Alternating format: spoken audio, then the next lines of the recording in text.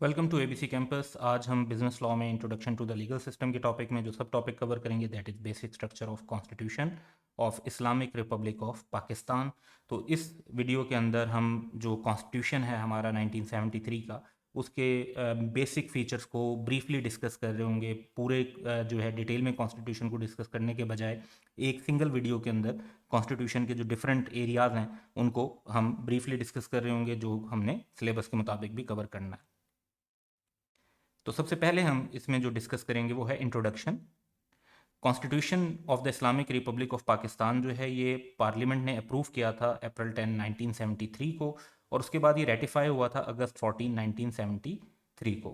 तो 1973 का कॉन्स्टिट्यूशन ये इस वजह से कहलाता है रेटिफाइड का मतलब ये है कि इम्प्लीमेंटेशन के बाद जो नई पार्लियामेंट बनी थी उसने इसको दोबारा अप्रूव कर दिया था, यानी एक पहले इसको बनाया गया और उसके बाद जब इसके मुताबिक इलेक्शन होकर जो पार्लियामेंट डेवलप हो गई उसने इसको रेटिफाई कर दिया।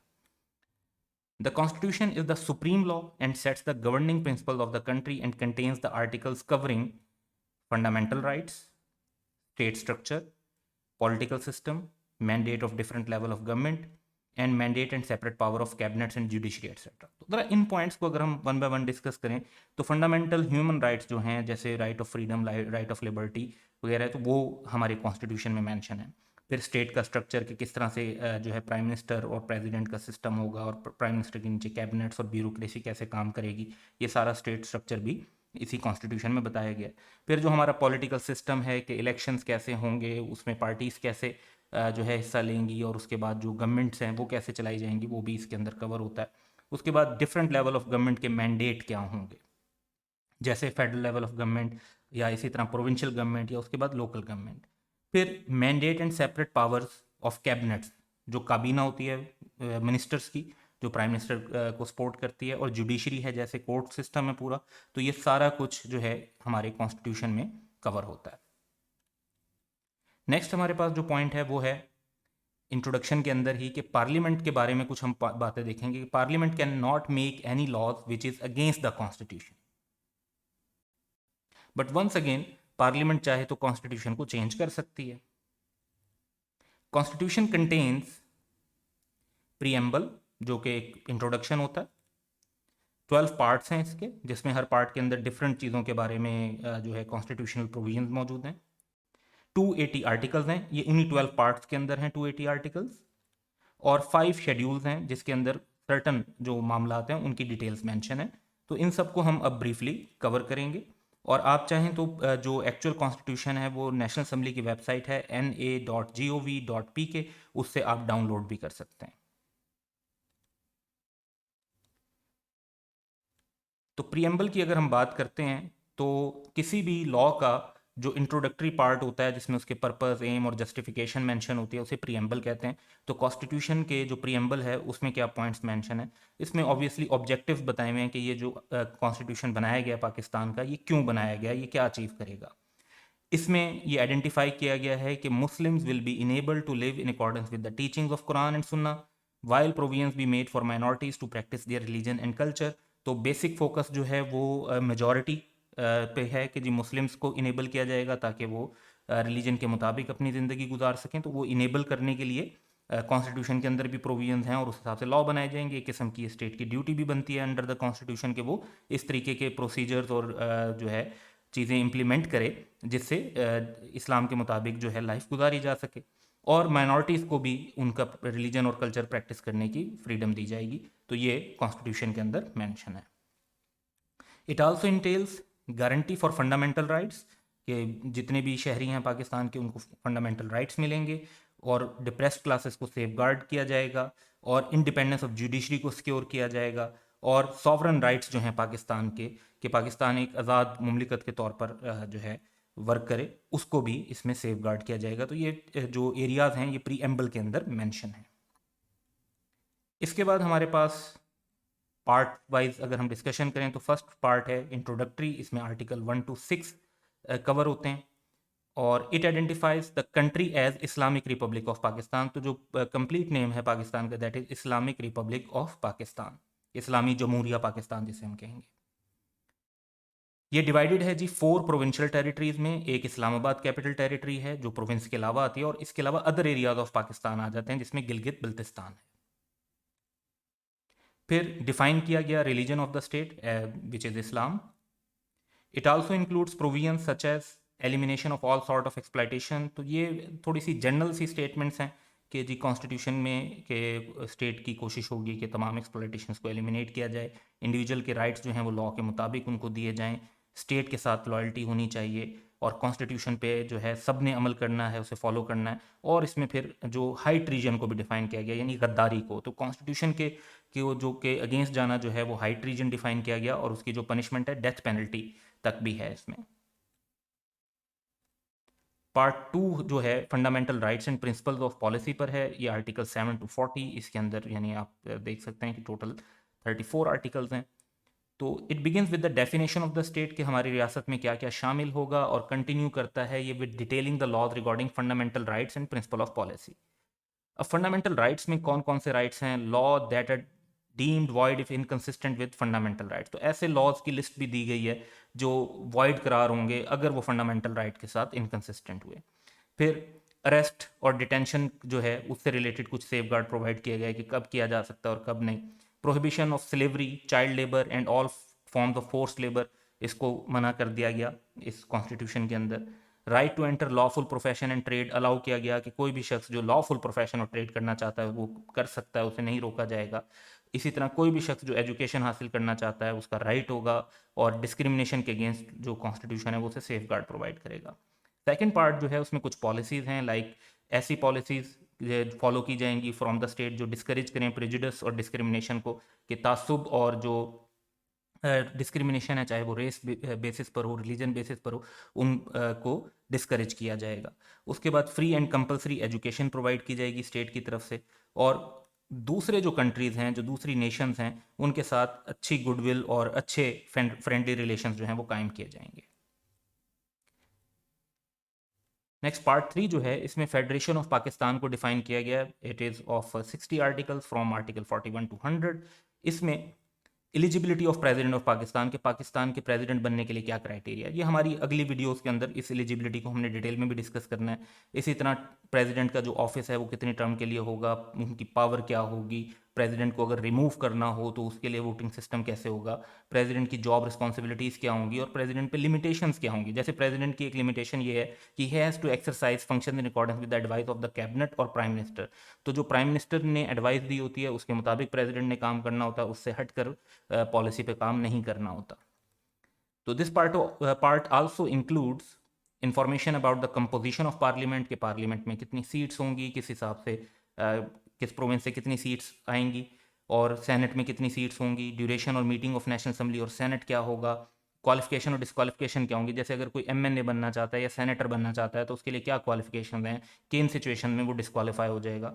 और introduction and passing of bill, जब कोई लॉ बनता है तो जब उसका प्रपोजल होता है तो उसे बिल कहते हैं। वो बिल जब अप्रूव हो जाता है तमाम प्रोसीजर फॉलो करके तो वो फिर एक्ट बन जाता है, और वो एक लॉ बन जाता है, स्टैट्यूट बन जाता है। तो उसका पूरा प्रोसीजर क्या होगा कि कोई प्रपोजल किस तरीके से लॉ का लाया जाएगा, उसको अप्रूवल कहाँ कहाँ से होगा, और फिर वो कब उसकी जो है अथॉरिटी एक प्रॉपर लॉ वाली बनेगी। नेक्स्ट हमारे पास पार्ट 4 है जिसमें प्रोविंसेस डिफाइन किए गए हैं 101 से 140A तक। इसमें इंक्लूडेड है composition and functions of the provincial governments and governors. तो हर प्रोविंशियल गवर्नमेंट कैसे इस्टेब्लिश होगी, और गवर्नर्स जो हैं जो प्रेसिडेंट की तरफ से अपॉइंट होते हैं, और गवर्नर बेसिकली जो फेडरल गवर्नमेंट होता है उसको रिप्रेजेंट कर रहा होता है from the president. It also includes the financial procedure, यानी जो बजट और टैक्स की तकसीम है वो कैसे होगी। इसमें provincial consolidated fund, public accounts, procedure relating to annual budget statement जिसे हम सालाना बजट भी कहते हैं, जून में पाकिस्तान के अंदर टिपिकली जो है गवर्नमेंट की तरफ से अनाउंस होता है, और ऑर्डिनेंसेस वगैरह जो बनते हैं प्रोविंशियल लेवल पर उनके बारे में जो डिस्कशन है वो पार्ट 4 के अंदर कवर होती है।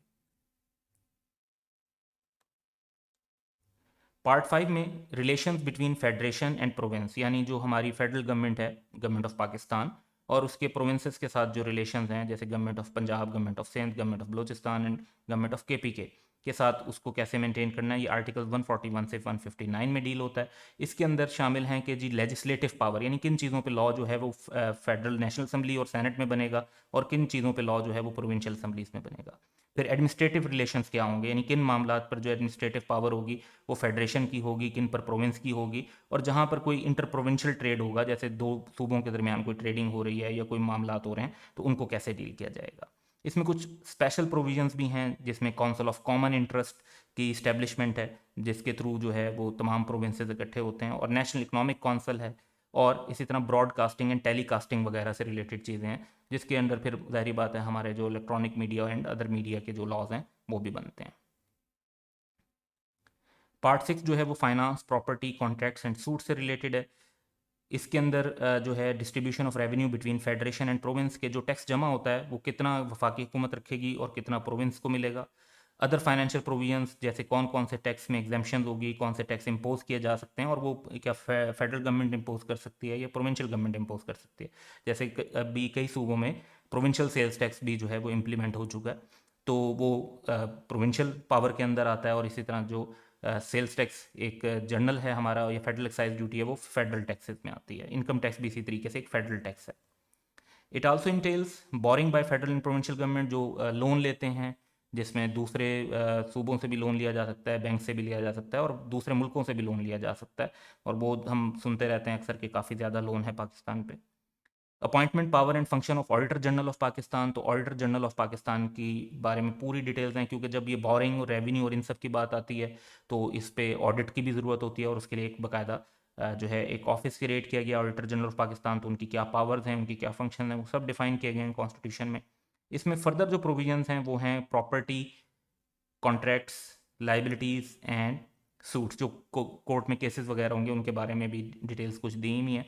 तो ये जो एरिया है ये आपका रेलिवेंट बन जाता है कैफ 6 टैक्सेशन से, और टैक्स के पेपर में आप इससे रिलेटेड और भी पॉइंट्स पढ़ेंगे। देन पार्ट 7 है जुडिकेटर यानी जुडिशरी पर, ये आर्टिकल 175 से 212 पर है। तो इसमें जो चीज़ें कवर होती हैं वो इस्टेब्लिशमेंट एंड जुरिसडिक्शन है, फंक्शन ऑफ कोर्ट, जिसमें सुप्रीम कोर्ट, हाई कोर्ट और फेडरल शरीयत कोर्ट है। उसके बाद अपॉइंटमेंट ऑफ जजेस कैसे होगी, जनरल प्रोविजंस भी हैं इसके अंदर, जैसे अगर कोर्ट तौहीन अदालत हो जाती है, जैसे कंटेम्प्ट ऑफ कोर्ट कहते हैं, तो वो कैसे डील किया जाएगा, रिमरेशन ऑफ जजेस कैसे पे किया जाएगा, और सुप्रीम जुडिशियल काउंसिल, अगर किसी जज के अगेंस्ट ही कोई मामला जो है कोर्ट में डील करना हो तो वो फिर एक काउंसिल बनी हुई है सुप्रीम जुडिशियल काउंसिल, उसके अंदर वो मामला डील किया जाता है। देन पार्ट 8 जो है ये इलेक्शंस के बारे में, इसमें appointment of chief election commissioner और जो इलेक्शन कमीशंस हैं। अब इलेक्शन कमीशन एक फेडरल है, इसी तरह हर प्रोविंस के अंदर भी जो प्रोविंशियल इलेक्शन की तरफ से जो है ना कमिश्नर अपॉइंट होते हैं, फिर उनमें से एक जो मेन होता है उसको चीफ इलेक्शन कमिश्नर भी बनाया जाता है उनके अलावा, यानी हर सूबे से भी होता है और फिर एक फेडरल की तरफ से होता है। तो इसमें इलेक्टोरल लॉज के जो इलेक्शन की वोटिंग सिस्टम क्या होगा, कंडक्ट ऑफ इलेक्शन कैसे होगा, तो ये सब इसके अंदर कवर किया जाता है। पार्ट 9 जो है वो इस्लामिक प्रोविजंस को कवर करता है, आर्टिकल 227 टू 231, और इसमें जो प्रोविजंस हैं वो इंक्लूडेड हैं कि हॉली कुरान और सुन्ना से रिलेटेड कि उसको किस तरह इंप्लीमेंट करना है, और उससे अगेंस्ट कोई लॉ नहीं बनाया जा सकता पाकिस्तान में। और इसमें इस्लामिक कौंसल की कंपोजिशन और उसके क्या फंक्शन होंगे तो वो भी कवर होते हैं।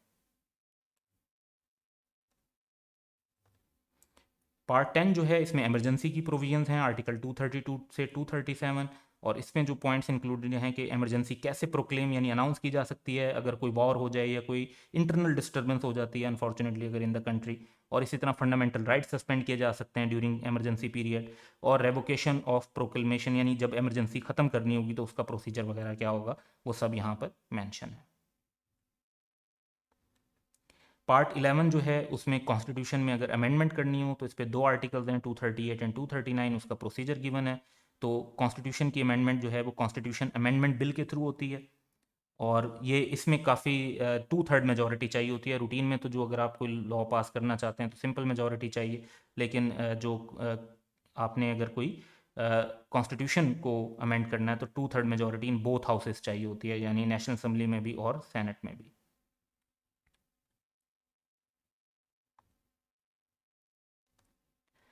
मिसलिनियस प्रोविजंस के अंदर आर्टिकल 240 से 280 को कवर करते हैं, और इसके अंदर जो establishment and constitution of public service commission है, जिससे हमारी पूरी ब्यूरोक्रेसी का जो स्ट्रक्चर है वो बनता है।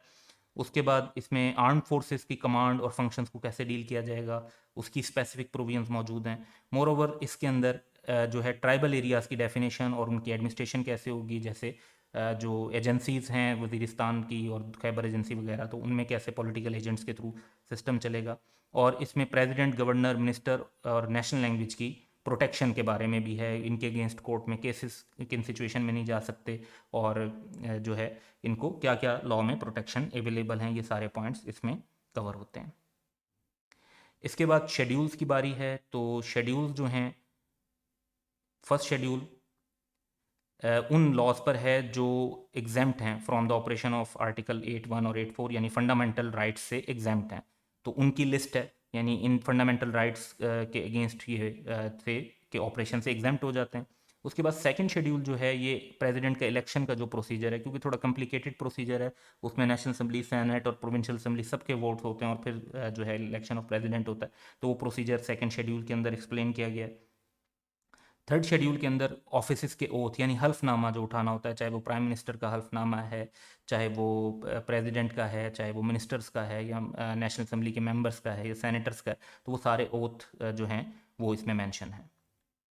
फोर्थ शेड्यूल के अंदर लेजिस्लेटिव लिस्ट है कि जो लॉज हैं उनकी तरतीब क्या होगी, वो क्या क्या तरीक़ेकार से लॉ को की लिस्ट बनेगी। और उसके बाद फिफ्थ शेड्यूल जो है, उसमें remuneration and terms and conditions of services of जजेस को कवर करता है। तो ये जुडिशरी से रिलेटेड एक फिफ्थ शेड्यूल हो जाता है। तो ये हमने प्रीएम्बल को भी डिस्कस किया, हमने 12 पार्ट्स को भी डिस्कस किया, और शेड्यूल को भी डिस्कस कर लिया कि ये 5 शेड्यूल्स क्या हैं। इस पे रीसेंट एग्ज़ाम के अंदर जो है एक क्वेश्चन भी आया है, जिसमें 4 मार्क्स में 2 पार्ट से रिलेटेड ब्रीफली पूछा हुआ था, और एक एमसीक्यू भी सेट हुआ जिसमें भी पूछा हुआ था कि कौन सी चीज़ जो है वो शेड्यूल्स में कवर नहीं होती। तो 3 ऑप्शन ऐसे थे जो शेड्यूल से रिलेटेड थे, और फोर्थ वन वाज कॉन्स्टिट्यूशन की जो अमेंडमेंट थी, तो वो शेड्यूल में तो नहीं है, वो एक पार्ट में कवर होती है। तो इस वजह से ये टॉपिक भी काफ़ी इंपॉर्टेंट है, इसको पहले इग्नोर करते रहे हैं। तो ये अब आई कैप ने इसको भी एग्जामिन करना शुरू कर दिया है। So that's all for today, have a good day.